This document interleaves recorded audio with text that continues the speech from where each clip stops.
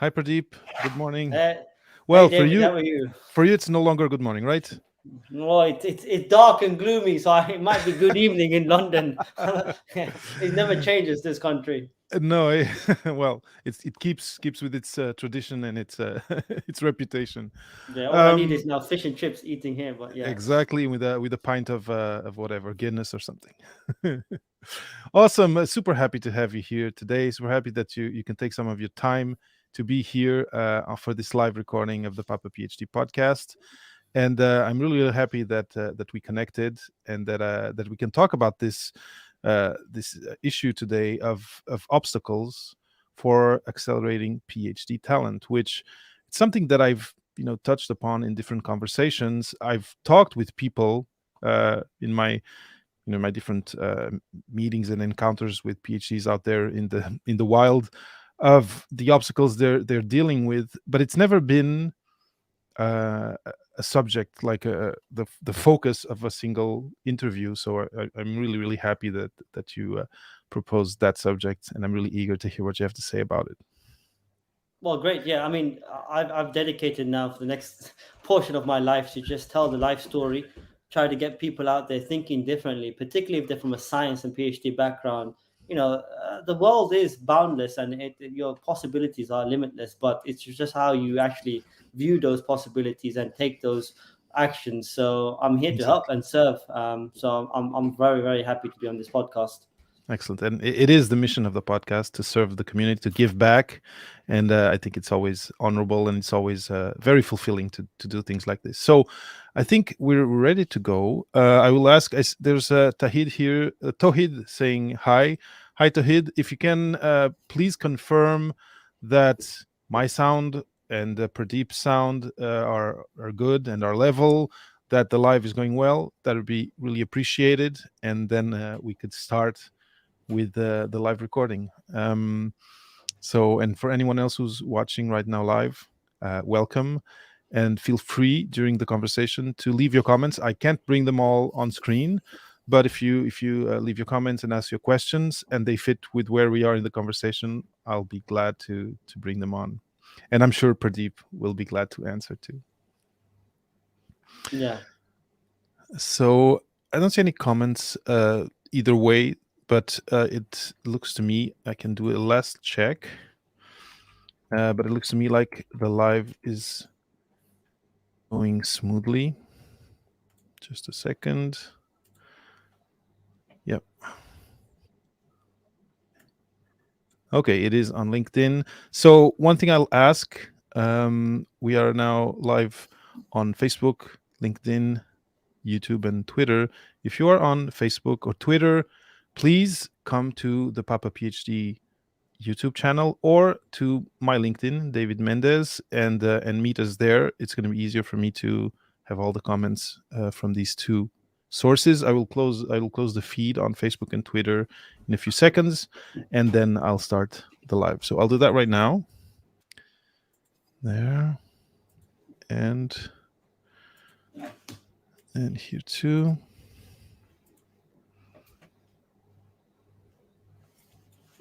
There we go. All right, so we're live and going to start our recording on YouTube and on LinkedIn. So what I'll do, Pradeep, is I'll pause for a second. I'll start and I'll give your intro, your bio, and then we'll start from there. Cool. Let's do this. Welcome to this new episode of Papa PhD.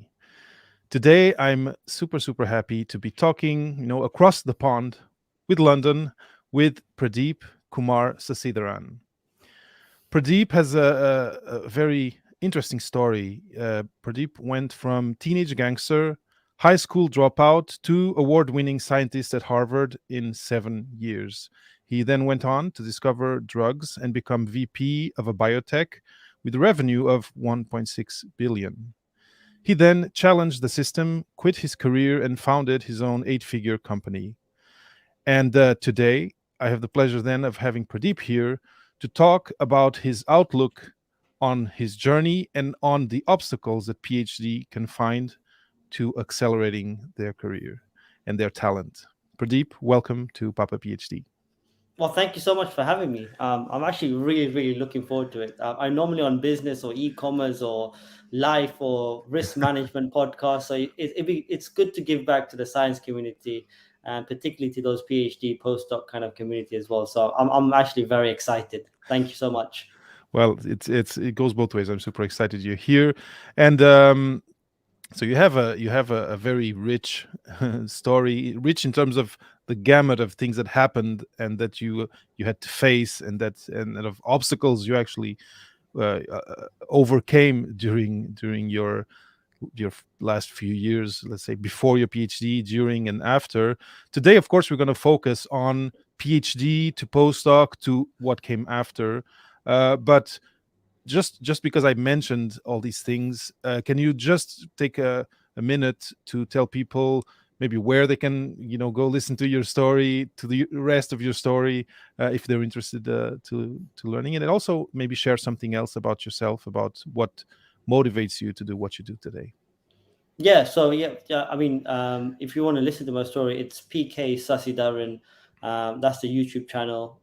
I don't do a personal podcast, but I appear on a lot of other podcasts, and you can hear my story. So that's out there. What I do now is just try to get as many podcasts as I can. It has been a very colorful life. I try to inspire, particularly the young kids and certain communities, and try to help and serve and just to tell people to take risks, do something different, follow your passions, be very aware of certain things, a certain mindset, and just to help. So that's what I do, and that's why I'm here. And I'm particularly interested to helping out PhD scientists who have the ability and talent, but they're just a bit lost. Hmm. There's a difference between intellect, as I say, knowledge, and awareness, total difference, and Hmm. you need to actually decipher those things and just channel them and know where you can actually flourish. And sometimes academic or biotech career is not for everyone, and you Hmm. should be able to pivot as well. I love it, and it's true. It's funny, and it's not funny. It's interesting, and I'm glad that you mentioned awareness, because this idea of being lost, it's something I went through. It's something I know people are going through in every cohort of people that are going into and coming out of PhDs. But awareness, it feels to me that is key, and that you can easily, as you go through your graduate school adventure or journey, your awareness can start to close down to just your thesis, and you kind of blocking yourself from having a more uh, a more wide view on things, in terms of what you're doing, in terms of the people you're meeting and having conversations with, but also in terms of time, of how much you're looking into the future. You can get really focused in physically, and also in terms of the time frame that you are giving awareness to. So I'm super happy you mentioned that, and I'm really curious to hear what you have to say of your experience dealing with that, but also your reflections, and what sort of advice you have for young PhDs out there. Yeah, so if you, I mean, you're totally right. If you track back, at Oxford, I managed to get up to Oxford. You can hear my life story in other podcasts. I was super tunnel vision focused. I won all the awards, won everything, 24 hours in the lab, done the high networking, went around the world, conferences. I was just boom, right? Laser And focus, yeah. laser focus, and you get into this kind of grind. You get into like, oh, I want the nature papers, science papers, the cell papers. I want this impact factor. I want to know this fellowship, that fellowship. Then at the end, I realized awareness wise, I was working in a very niche field, right? I'm like, hey, you've got here so far because you knew two things: you knew yourself, and you knew what the perception was. It's all perception. So I Mm. realized that need to know your strengths and you need to know your weaknesses. So what I did was, I didn't like the traditional two postdocs, maybe a professorship, right? So I was still focused, but there was an internal tick urge to be ambitious, but to scale at a ferocious level. Hmm. um, and I just didn't want to be 40 or 45, uh, take 13, 14, 10 to 13 years of 2 or 3 postdocs, and then might have a chance to do a professor and a lab. Call it arrogance, call it confidence, call it ego. I thought I was good enough to be a lab leader. So this is where the awareness kicked in. I said, okay, I need these things to progress. So instead of doing a traditional postdoc, I started writing for fellowships, Okay. right? Short fellowships, very short term blitz. Go to the best lab, learn something, come back. Go to the best lab, learn something, come back. That means that the income was not steady, right? Of course. Everyone thought I was crazy. I was traveling the world. In between, I had like no job, but I secured an honorary position, right? So the Okay. first fellowship was a Fulbright, got it, went to Harvard, 9 months, came back, got another fellowship called the EMBO Fellowship, got that, went to the Sorbonne in Paris. The credentials were great now, but everyone's like, oh my God, look at the credentials. But I was dead broke and I came back. And the third fellowship, my best ever, was in Israel. Love Israel as a country. Went there for a month or so. So I was very target laser focused in learning techniques in the niche. So I'll bring the CV together for application.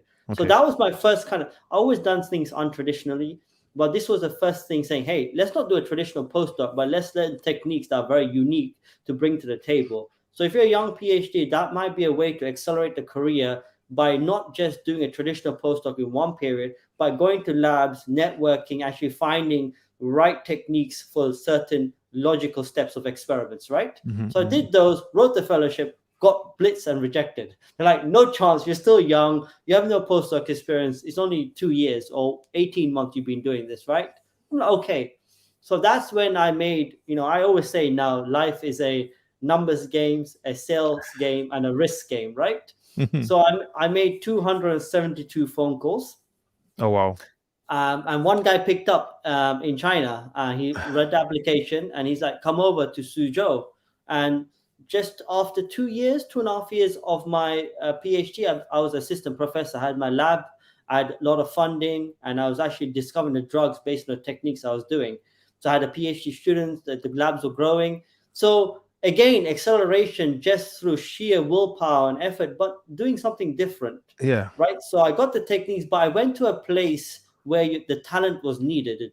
So Of I course. always say this to students and young people: you have a very unique set of talents, but you need to find where your talents needed or required, and that might actually require you to actually move countries Yes. or go to somewhere that's uncomfortable. And I guarantee you, if it doesn't kill you, it does make you stronger. And it was a blitz in China and a great time. And then what happened? And we'll stop there if you have any questions. But yeah, it's about doing things differently and understanding where your strengths and weaknesses are. It does feel to me like yeah, you tend to go like unconventional, and it ended up so you did this kind of brute force 200 and something calls that led you to that one call. But what I feel is you were quite young indeed, when that happened. So there's some liberty for you to experiment and to go to another country far far away, which if you maybe follow the traditional path and then you do one postdoc, two postdocs, you might be thinking of, I want to stabilize, I want a steady income, I want a family, and then you can't do these things anymore. So it does feel like there's a question of you being a little bit adventurous. I wonder if you accept this this adjective, but also your intent was very also laser pointed, and so you were able to say, okay, I want to turn the page as fast as I can, and you found a way through that process of getting these fellowships, accruing these skills that were very specialized, and then finding the person who needed that. It feels very unconventional, like I said. But if you are young, and also I wonder, because in some places your PhD takes, I don't know, 6 years, and it might be you might be less inclined at that moment to go on into this adventure. But here you're talking about a PhD in the UK, so Yes. it's So my so it's my three PhD, years. No, I took 4 years and I had a small Well, fellowship 4 years. afterwards. 4.5, 5 years. But you're right. But even if you're young or not, I will get back to an older stage. I think, as a scientist or as a training PhD or whatever, it comes down to data analytics and looking at the raw data in front of you and Hmm. being practical as possible. So, as an exercise, as a PhD educated person, you're practical, you're logical, and so forth. But as a career, as a whole entity going forward, sometimes people are not practical at all. Hmm. So everyday logic is not applied to a lifelong kind of learning and career development, right? Hmm. So that's where you got to say, okay, this is what I want, and this is what I want in this number of years, and how can I get there quickly as possible? I didn't want to turn the page. I wanted to read a book and just chuck it and get to another book. That's my mindset, and that's always going to be my mindset, right? Yeah. Because life is short. Rome was not built in a day. I get it, but I tell the kids now, don't listen to it, because Rome, I think, was built in 1,200 years. You and I do not have that kind of time, right? Right? If you want to look at history, you look at Cleopatra conquered the known world in her time by 36, Alexander the Great 32. So these guys done so many things so quickly. Why can't you do a postdoc or a project or something and do unconventionally? But I understand the risk factors and what's involved. This is why I say to others who actually I talk to, say, hey, if it takes 6 years, it takes 6 years. But the question is, how do you use your data or whatever you've done, right, to make a unique selling point so you're actually attractive to the market, right? If you want to stay in academia, that's fine. If you want to stay in biotech, that's fine. But how are you uniquely attractive, and where are you uniquely going? That Hmm. is the key, right? Yeah. And how do you market yourself? As scientists, we might not be able to, or you say, oh, you're articulate, you're communicative, you do these things, but how do you do that? And then you can stay in your field or stay in your country or whatnot, but use that to a special angle. Know your strengths, know your weaknesses, right? I agree. And also I'm a big believer, as a scientist particularly, or whatever, PhD academia, you should have a side hustle. And that we can get into how I go into other things after my science, but additional income is actually very important. The way we're told as scientists, we have freedom, so we have to have less money and so forth. It Hmm. just doesn't work. I mean, I have friends, David, who had. I had one of the brightest guys I knew at Oxford had an opportunity to go Harvard, right? Full postdoc, everything. He couldn't take it because even if his wife came over, they couldn't afford childcare, Oxford. right? And some people are contemplating, hey, shall my wife go to a postdoc with me, or shall she stay at home and do a childcare? Hmm. Because it's cheaper to stay at home instead of going to a postdoc position, right? So even if you're doing these things, you take those risks or you be aggressive, but I also believe you need a side hustle or side plan as well. Hmm. So that kind of gives you freedom to choose and freedom to actually, carve a path that's very unique to you. Yeah. And that goes back to the awareness because, again, I think when we get into graduate school, uh, it's easy to, there's this kind of mm, messaging that we receive, even if it's passively, that, okay, now during these years, you should focus just on this. Like you said, don't expect too much remuneration. This is, it's, you're doing this for science, you're doing this for knowledge, and it's a life of sacrifice. And then in the end, you'll have a degree. And I agree with you. This aspect, like you said, for example, of having a side hustle, um, I usually talk about it in a different way, but I think it's kind of in the same tone, which is you need to somehow keep an eye out for what's happening outside the walls of the lab, and that is people are, the economy is moving, the calendar year is going, and you're getting closer and closer to the day you have that degree. And one day you'll want to have a family, and one day you'll want to have buy the place where you live or whatever. And this awareness of the big picture can allow you to start preparing for that right away and not wait to the by the end of your graduate school experience, and having a side hustle or having a side project. Imagine having like like Papa PhD. This I didn't do Papa PhD during my PhD, but some people have a podcast while they do their PhD. Some people have some sort of platform that they are, I don't know, writing about their subject or about their industry. So that also can count as a side hustle, in my opinion. Right? What do you think? Absolutely, absolutely. Whatever that allows your brand as an individual to get out, I think that's very important. And also, if you feel that people are coming to you and say, "Hey, here's some opportunity," open your eyes and say, "Hey, you know what? Let's take it." So I'll give you an example. When I was doing these very successful things in China, we had a CEO in a biotech saying, "Hey, do you want to come over and expand business in Europe?" I had no clue what business was. I had no clue what profit and loss statement was, EBITDA, SDE, M&A, nothing. I'm a scientist. I was very good at what I do, what I done, and so forth. I said, okay, cool. But I told them I still need to do R&D. Became vice president, business development, grew the business 80%. We can talk numbers and experience later on, but opened a whole new world. Still doing the science, but doing it in a biotech way. So you're using your knowledge to get something else, right? Hmm. More Hmm. money, more freedom is a great opportunity. So even in graduate school, I think you should just get out there and say, hey, what's out there? Because I've been in those intense environments at Oxford and Harvard, those fellowship programs, those career talks. It's always tunnel vision. Even the professors, I'm telling you, they might be the brightest individuals you might meet, but trust me, there's a lot brighter individuals out there. Hmm. But it's just the ability to be like this. I mean, life is not like that. And trust me, you can have 10 nature papers, you can even have a Nobel Prize.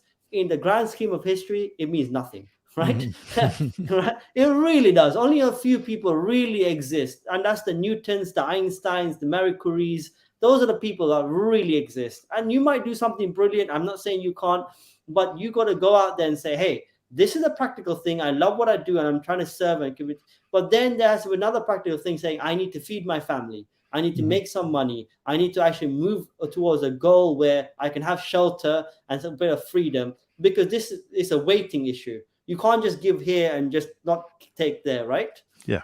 Yeah. So Yeah. it's a fine balance, and knowing that awareness is very important, and knowing the opportunity is very important.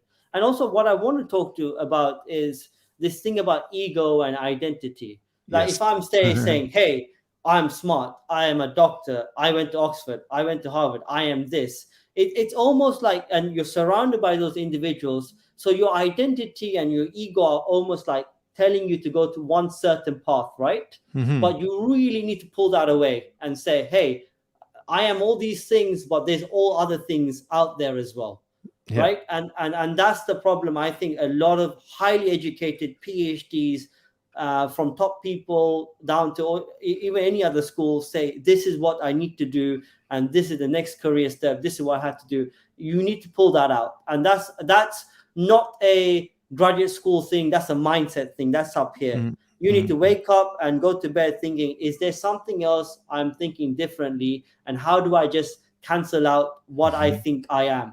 Right. Yeah. And that's how, I started a side hustle during the pandemic, started selling toys. So, Okay.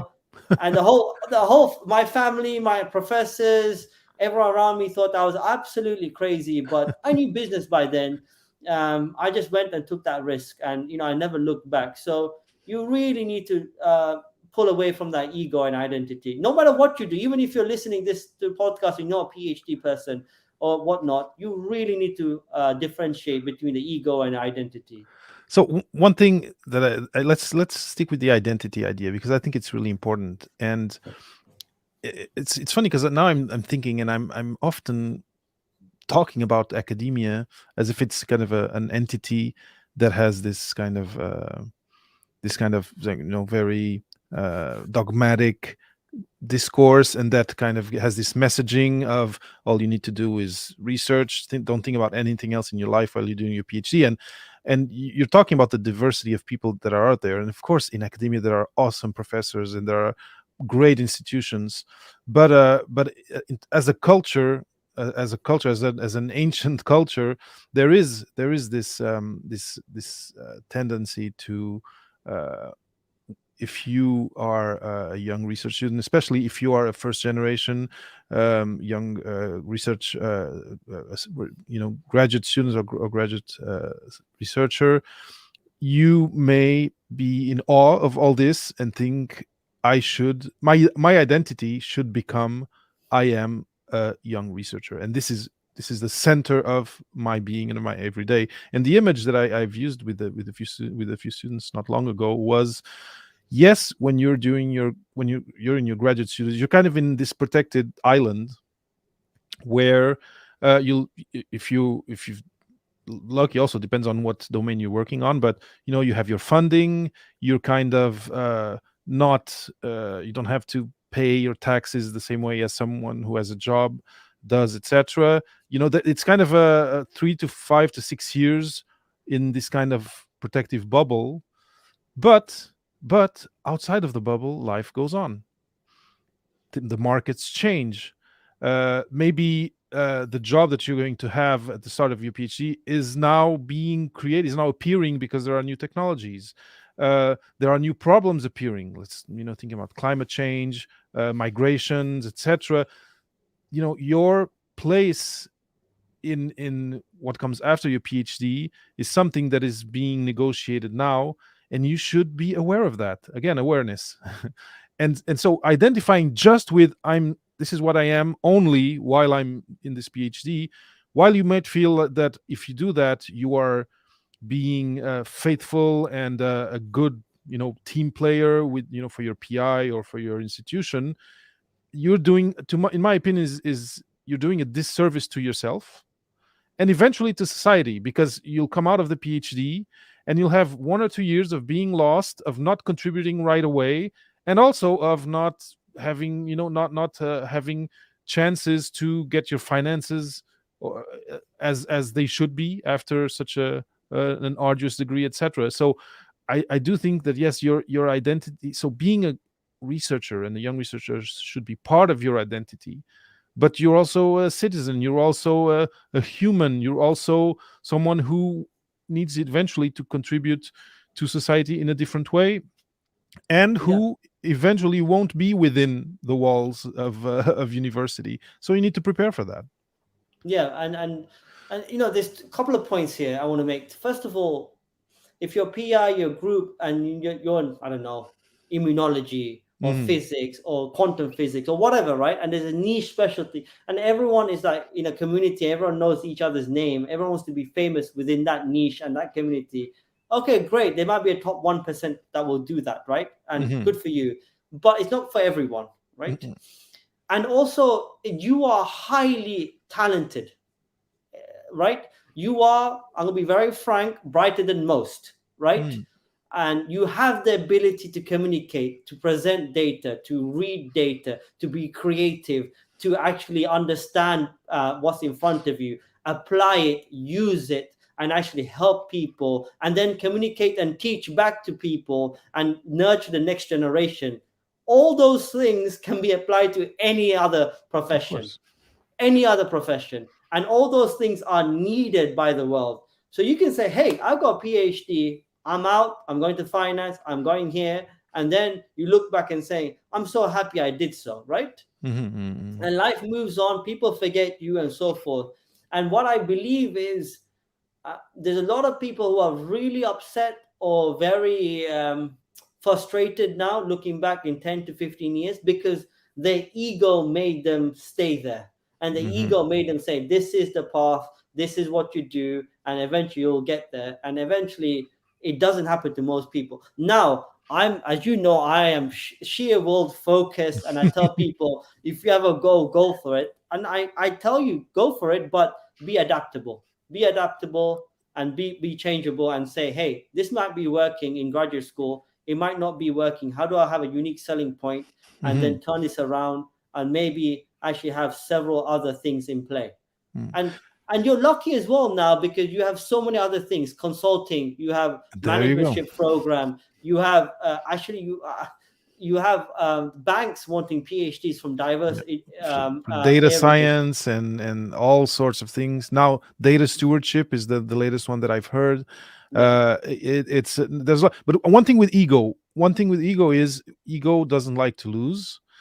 And ego at the end of a PhD or a postdoc, when you decide to leave, has can have this feeling of, okay, I'm failing now. If I leave this track, it's failure. And I think what we're saying here today is that it is not. The world needs you yeah, outside the yeah. walls of university, right?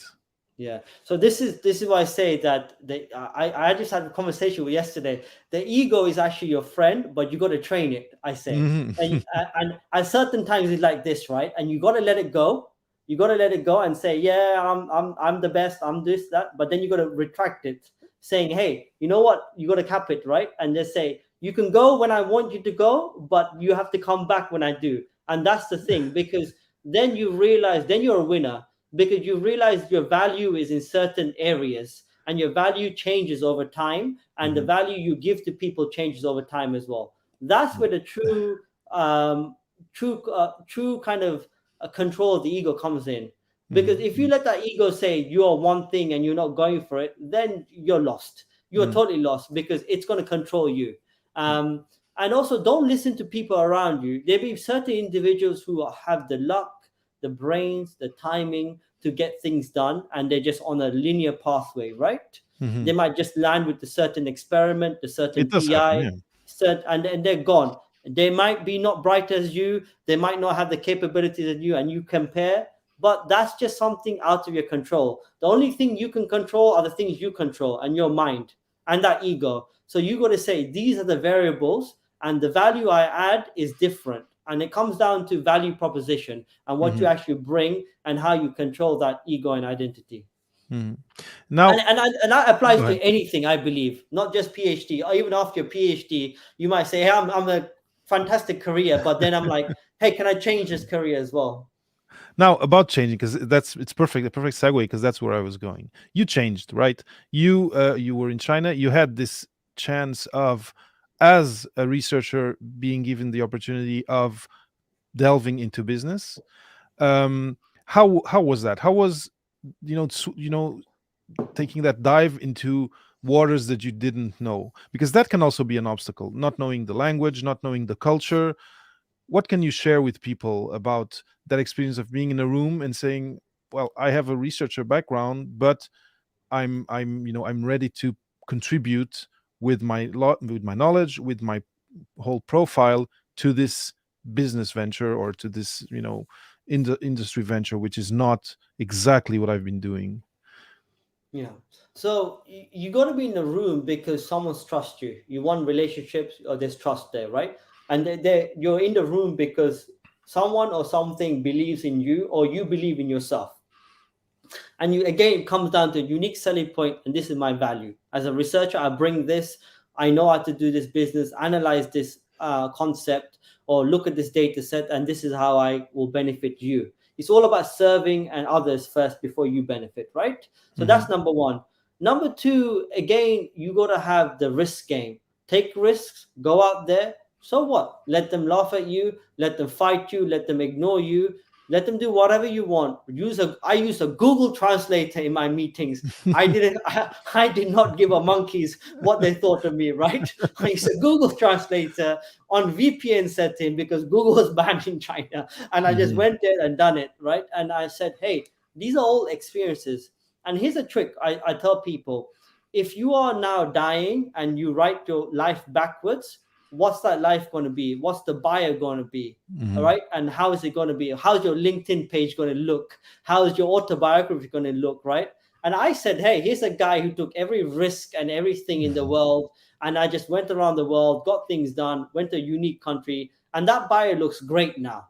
But at that Hmm. time, it was all risk. Yeah. So it's almost the ability to live life looking backwards than looking forward. And that kind of parallel shift is very important, I believe. Hmm.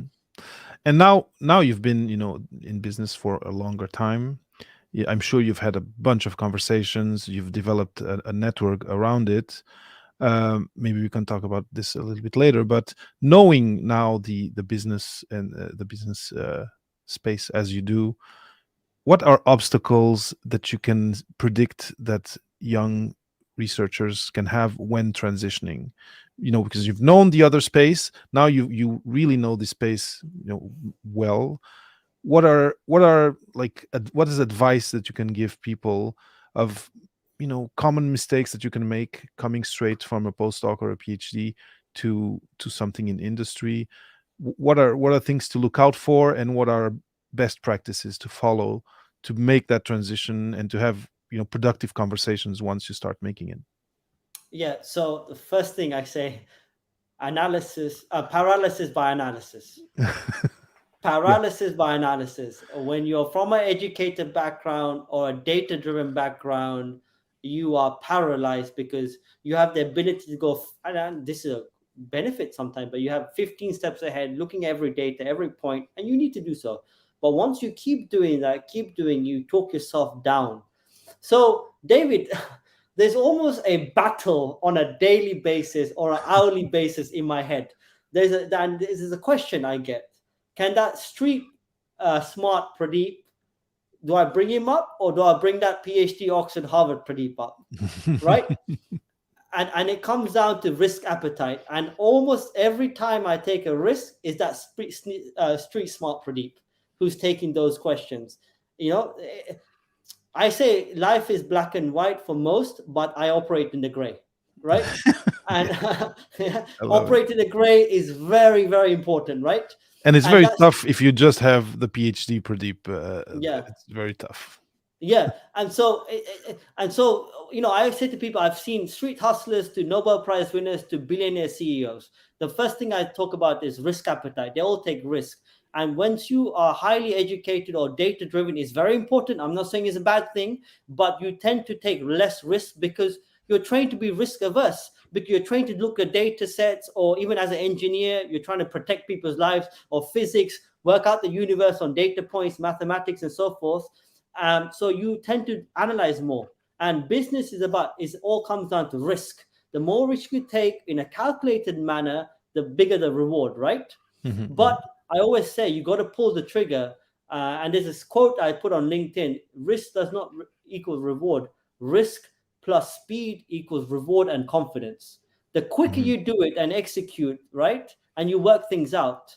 So I tell the students and PhDs, if you want to go into business, take the risk, but you're clever enough and you're adaptable and flexible enough to overcome problems. So if mhm, you take that risk, you overcome problems quicker because you have the PhD background. So that's the biggest thing I see, is that people, don't start the business, or once they start the business, they're very scared to take the risks to grow it. and would you say that because we've studied all these years, that another error might be, what I need is another degree, like an MBA, for example? Yes. Oh, by the way, I fell into this thing. So I was doing business VP and stuff. I got into Cambridge for MBA, so I could have had the trio. And then I went to other EMBA courses and stuff, entrepreneur courses, and I said, "Wait, pull back now." And then I said, "Hey, is this your ego now? Is this Mhm, what is it?" Then I went to taster sessions again. During my journey in life, I always go, I don't know if you read my, you can video look at my podcast. I always put a suit on, went to Oxford, went to Harvard. I felt the environment, so I said, mhm, let me do the same thing. I went to business schools, felt the environment, and said, let's be wise now. Why do you need this MBA? You actually got business experience, you actually got ability to look at data, you actually got these things. So I said, okay, the only missing thing is a network. But if you're in a Western society and a Montreal or London or whatever, you got Eventbrite, you got apps that can give you business networking events in your local mhm, mhm. community. So It's you true. go to those. You make your local connections, then you make your national connection. You build a business, and you have influence through that. Mhm, So mhm, those are the things. So I personally decided that MBA is not for me, but MBAs might be needed. I mean, if you do a PhD and go into a corporate setting, I don't know, you're lucky enough for Google or Facebook or someone or L'Oreal or whatever, right, to mhm, mhm, actually to take you up, then you might say, hey, I might need an MBA to compete with others. That's very important. I'm not taking detracting with you, but if you're a real entrepreneur, grinder, start your own company, going up, you don't need an MBA. mhm, And if the MBA comes, if it's free, If it's part Exactly. time, if you can do it, by all means do it. By all means do it. Yeah. But it's not the do all, You because trust me, if you walk into a room and we have PhD, it's more than enough. Yeah, and you could even be paid to do your MBA, like you kind of alluded to it, but within the organization you're in, if it's really necessary. So, yeah, I'm happy that that's your point of view because it can be an error to say, okay, I have this degree. Now to change spaces, I need another degree, and it's not true. If you have an idea, if you have this kind of also business instinct is, is part of it, but then there's also getting together with other people who have skills that you don't have to start a business. There's many ways to go about Yeah. it than spending all that time and money to get this other degree. It's interesting. And I guarantee people listening to this, if you have an idea and you make the money, trust me, you'll be in a space saying, I can hire MBAs. I don't need an MBA. Right? There you go. The money is a tool to accelerate what you give you freedom to work on what you want, Hmm. right? Hmm. So don't be fooled and say the MBA is the dual, because you already have the ability to do amazing things because you're doing a PhD. Most people listening are doing PhDs here or are postdocs. So you all already are special beings. You already have the ability. Don't let the ego, don't something put you down because you don't have a certain qualification. And it comes down to mindset as well. Because Hmm. one day, I'm telling you, David, sometimes I'm walking and there's 20-year-olds who are multi millionaires into the hundreds and 200 millions, right? Yeah, And yeah. they have, and there's no PhD, there's no degree, there's No. hardly in high school education, so forth. And I'm not comparing. I love these guys. I coach them sometimes as well. They're very good, and it means nothing in the big grand scheme of things. It's another way for the system to quantify you. Yeah, PhD, MBA. It's another way. I mean, it's there's dozens of you. Okay, it's true. I'm gonna be very open and honest now. There's dozens of us. There's hundreds, millions of PhDs and MBAs and so forth. You need to have value proposition, unique selling points. It's true. Now we're getting to the end of this conversation, and I kind of want to give you a summary of the main take homes that I have as of yet. And the first one is you are don't stay isolated in your research. And that makes me think that, and you just mentioned it even for the MBA, one of the big things that people have missing at the end of their journey through graduate school is a network that is not academic only. So that would be the first point. And do you have some advice on that point of on how to start building up a more varied network earlier on than just like at the end of your PhD or while you're in your postdoc? What are good ways to just start adding some different people to that kind of gamut of people that you already have in your Yeah. in your network as a PhD? Yeah, so three things. Number one, improve your LinkedIn profile. Start connecting as soon as possible. Grow your audience, right? Number two, if you're in a city that's populated or nearby or whatever, go out and meet business leaders at events. Go Yes. out to your local council or political events or some business leaders or politicians, or say, hey, if even if you're a very in isolated town, go to your local shop and say to the owner, how did you start, right? Hmm. Make those Hmm. networks very. And the third thing I'll say is find. I'm a bit cautious about passion, right? I think passion is like this. But if you're Yeah. interested in something like the gym or I don't know some kind of sport or something, go with those network and say, hey, who's my friend circles in those networks who are not doing PhDs? Keep them very separated, right? Don't mix them up. I mean, if your birthday, invite them. Don't be sad. But keep them separate, right? But make sure seeing how these individuals thinking compared to these individuals, how Hmm. their mindset thinking. It's about what can I learn from this mindset compared to this mindset. What's the benefits of these mindsets, right? And say, how can I mingle with these two and learn different things? So then what you're doing is following a passion or a hobby and meeting individuals with the same mindset. And then you ask the question, how can I use something from this audience that's required to actually start a business? Who can I team with? You know? And it might be simple things like, if you're doing a sport, can we do data analysis different for a event, or Hmm. something that comes in, and so we talk to different mindsets, and but keep them very separated, Hmm. because then you realize that, oh, there are others individuals who might not be as educated or as traditional in a sense of thinking, but they're thinking differently. Hmm. And that's a beautiful thing. Once you come to a realization that, once you've realized how creative and people think, and you can understand how a person thinks about thinking, you're in a beautiful space, because then you value everyone around you. Then Yeah. you like analyze all the environment, and you see everyone's strengths, and you see their weakness, but you see their strengths more. And Hmm. that's when you're really, really aware of your environment. I love it. And now you just mentioned something when you just started to answer, which was building an audience, and growing a network is something. To build an audience, you need to create, to put content out there. And you were talking in the beginning, and this is kind of part two of my take home messages: is have a side interest or a side hustle during your young researcher journey. And what are, because for me, the ones that I've been talking about and that are quite straightforward and that don't take too much commitment are, having a blog, having a Twitter account that you really work on, and where you're creating this presence and creating this audience, and accruing this audience. What other, when you think of side hustles, what are you thinking of, like ideas that people can do to enrich and to keep this awareness, a wider awareness, while they're doing their PhD? Yeah, I mean, I've started aggressively growing my LinkedIn audience just recently. I wish I'd done more during my PhD. I really did, but you don't know what you don't know, and I didn't know Mhm, of this world course. existed, and I'm very happy that I took all the risks. So blogs and audiences are one thing. YouTube channels, podcasts. I think the fame or the thought leadership is not for everyone, and that's very important. What anyone can do is sit at home and look at e-commerce, growing a small brand online, a shop that with their passions. If you like honey, organic honey, or if you like a certain kind of sportswear, can you make a something that you think is lacking?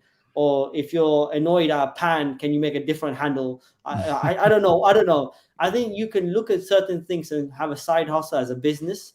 You can actually go and say, hey, let's do a podcast, let's do a audience growth or whatnot. I think those are two things.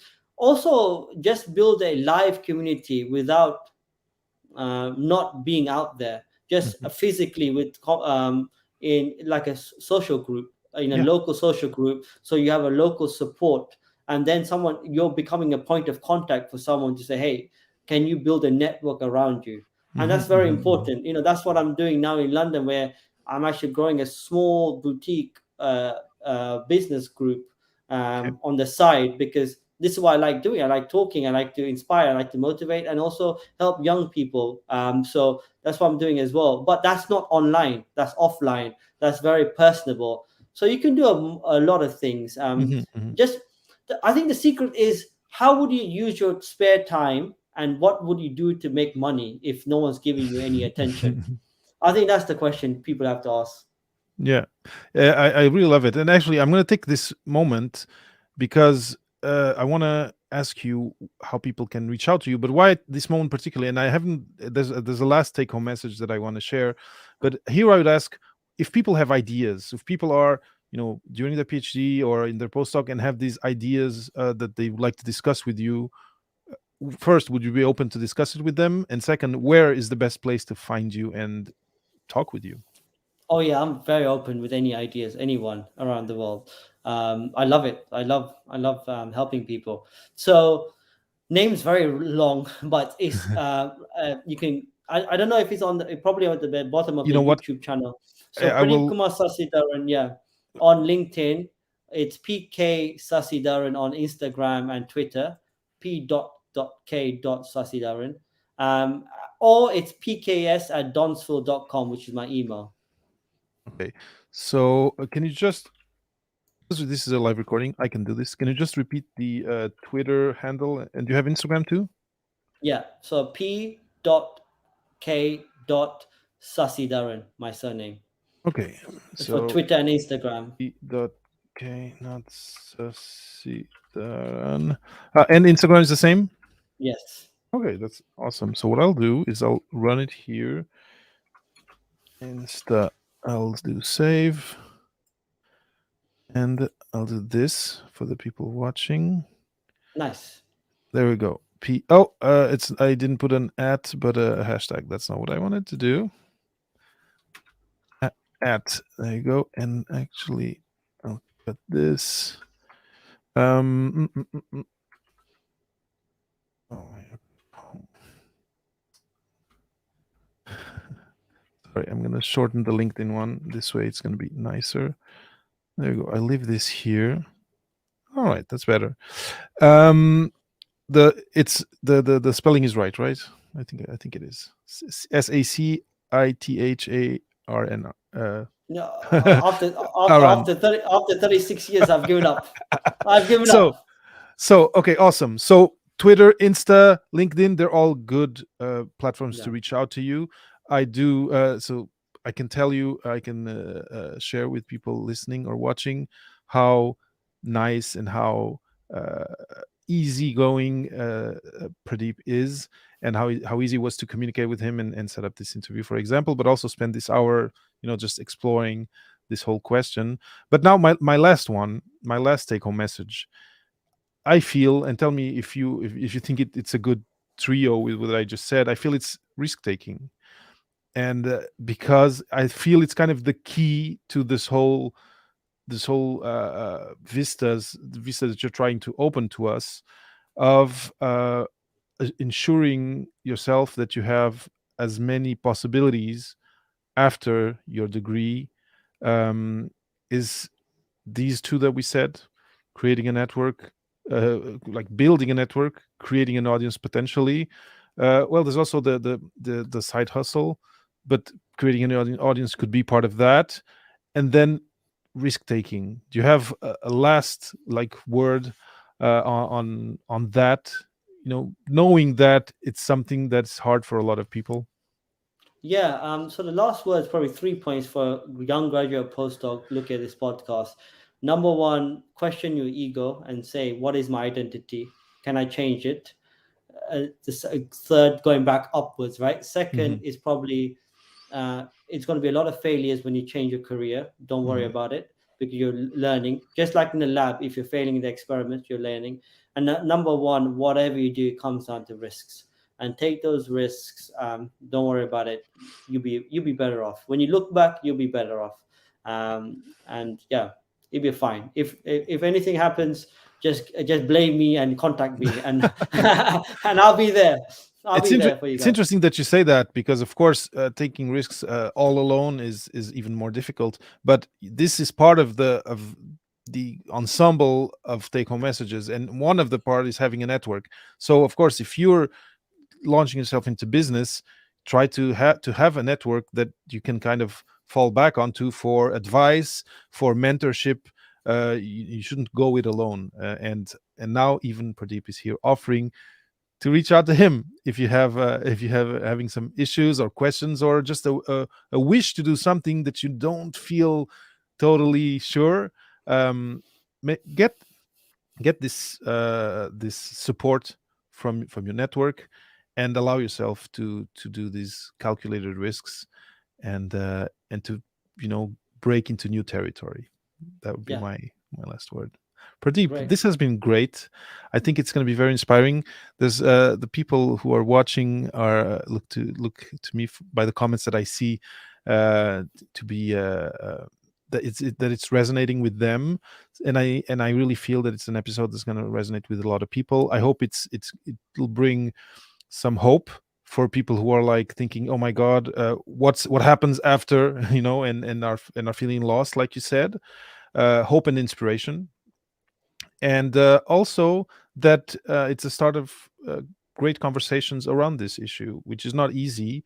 But I started having it with you, and now you've opened up to have it with anyone who wants to reach out to you, and I think it's very generous of you, and I'm really grateful for it. Well, thank you very much. It's been an absolute pleasure. It's really, really refreshing for me to talk to this community, particularly because it's a community that I feel very connected to, and it's Of good to course. go back. What happens is life goes on, the world goes on. Just make sure that you go on with it and you just hit certain things on the head, and succeed. Exactly. Exactly. All right, Pradeep, thank you so much for having been here. And to anyone who's watching live, thank you. It's always really appreciated. And I see your comments there, Tohid and Asif. Um, so yeah, thank you so much. If you are listening to the podcast when it comes out, don't forget to subscribe to the podcast. If you like video better, go to the YouTube channel. You just need to look for Papa PhD and you'll find it. And yeah, thank you so much for being in the audience.